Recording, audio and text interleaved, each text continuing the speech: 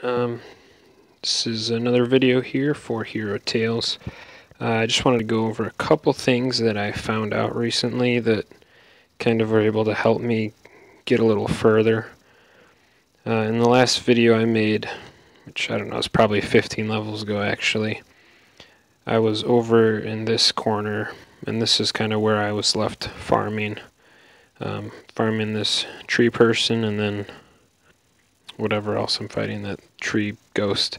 But since then I've been able to move on to fighting the tree and this Ent, this giant thing. And as you can see, if you look at the health bar just for a sec, you can see that I defeat it with quite a bit. He's still charging his attack. It's probably about 4 seconds in because it has an 8-second charge.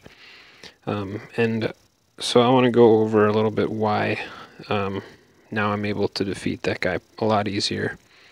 And the main reason for why I'm able to do much better is because right here of my movement speed here. So when I had first started this game, I invested a lot into my movement speed, thinking that it was attack charge time, but I was way off. And so I ended up resetting my skills, and instead of doing movement speed, I went into basically everything else. But now that I am 166 levels in, now I find a real usefulness in movement speed, and here's why. If you look here at the movement speed, it gives you an equation, and so you got the range is greater than range 1 is greater than range 2. So basically what that means is that when we look, my range is 5, and if we look at this Ent's range, the range is 4. And also let's also note that the Ent's movement speed here is 0.8. So basically what that's saying is, if we look back at this equation, that whichever target is greater, whichever range is greater, which is mine, so mine is 5, his is 4, that means that mine is 1 and his is 2 for the rest of the equation. So because I'm greater than him, the time that it takes, it's t, so the time it takes for him to charge his attack, and so what that means is basically it's that green loading bar, and you see that little foot with the wings next to it. That's all because of movement speed. So, oops, wrong button. So, also wrong button. But so let's take a look back at that equation. But I guess while I'm at this skill tree, I'll show you a little bit more of what I've done. So you can see here right off the start, you can see that I filled in my movement tree here. And that's kind of what I've been talking about. Filling that in has really helped a lot. But let's go back to this equation. I can't tell if it's slow just because I have a lot on my phone, or if it's just a lot for the game to handle. But I have noticed that the further I go in this game, the harder it can be for things to load. But so let's look back at this equation here. So the time it takes for someone to charge, so that's going to be that green thing that fills in before it can charge its attack. So the way that's affected is you're going to take my movement speed, which is just that shoe, times, in this case it's 1, because my range is 5, his is 4, so that's 1. So it's going to be my movement speed, which is 2.76, divided by his movement speed of 0.8. And so when you do the math on that, that probably comes out to a little over 3 seconds. Now the other thing to note too is that at the beginning of each of my attacks in the skill tree section, I got the skill that allows me to double my movement speed for the first 3 seconds. So what that means is that for the first 3 seconds, you can basically take my doubled speed of 5.52 times the 1 divided by his movement speed of 0.8, and that comes to about a little over 6 seconds, 6 or 7 seconds. And so for the first 3 seconds, he's taking 6 seconds to charge, just waiting, because I have a higher range than him. And so you can see when I fight an Ent that the green thing goes slow for a little bit, and then about halfway it speeds up. And so that's that boost running out. But basically what that does is that's going to extend the time. So having a larger movement speed is going to extend the time that your enemy is going to have to wait before they're able to even charge their attack. Now this only works when you have the higher range. And so this, what I'm going to show you now is where this comes into play. So if you take a look around the map, there are a lot of places where, so for example, right here off the start, this brat has 3, the drunk has 0, 3 and 0. But basically, there's going to be melee characters and there's going to be ranged characters. Now, if you're fighting a melee character, you can use melee and you're not going to have any issue.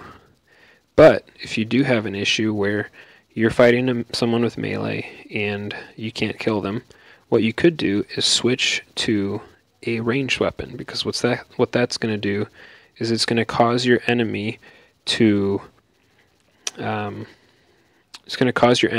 increase their waiting time. So they're not going to be able to attack as quick, and that'll allow you to get more hits in. Now, as far as ranged weapons go, the slingshot is good. I think the slingshot only has a range of 3. However, if you're able to get to the throne hall here and kill the imp chieftain, you can get that other slingshot, and that has a range of 5.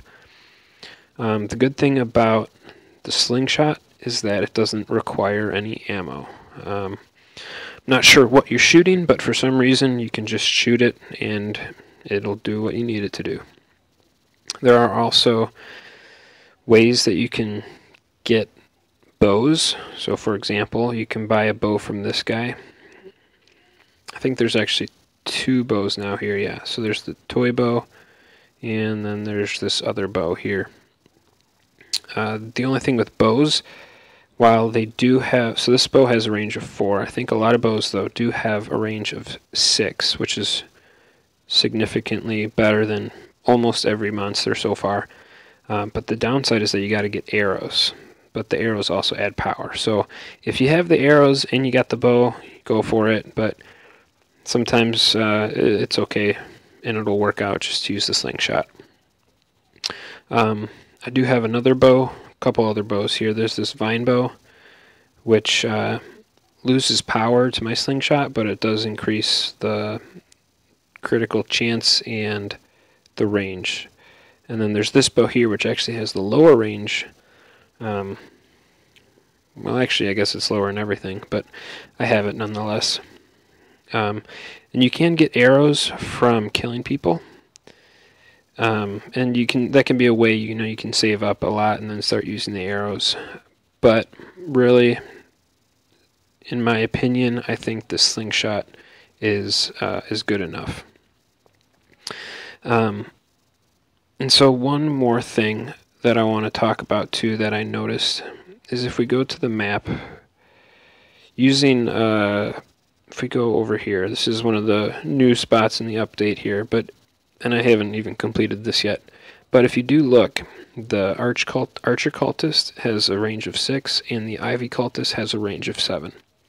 So let's go here, and I'm going to show you what it looks like. So now keep in mind, my range is only 5, and so because these enemies have a range of 6 and 7, rather than them having to have a wait time before they can charge, instead I have the wait time. So if you look when I attack here, I'm going to have that light green dial kind of fill itself in. And the other thing too with this, and why you want a high movement speed, is when before I had upgraded any movement speed, that green thing to fill in would take like 3 seconds, right? But if I increase my movement speed, so let's look. If I increase my movement speed, in this case I would be the 2. So if you look at the bottom part of that equation, the boot with the wings underscore 2. When I increase and make the denominator larger, that's going to increase the amount of charge time I have. On top of that, I'm also doubling my movement speed at the start. And so that, in combination with just increasing my movement speed, is going to make it a lot easier to go up against these ranged enemies. Now, I'm still not at a point where I can kill these guys and farm them. As you can see, my health is almost depleted.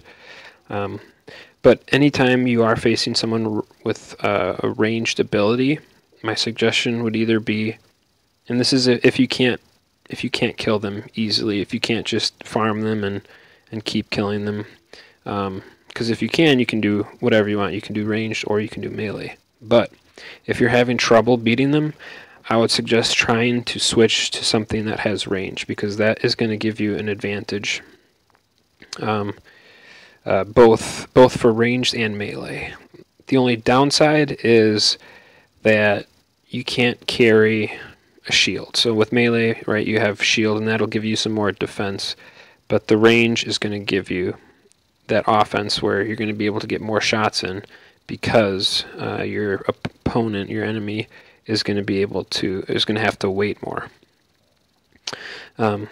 So that's what I wanted to talk about today, was just movement speed, because I found that really helped me out.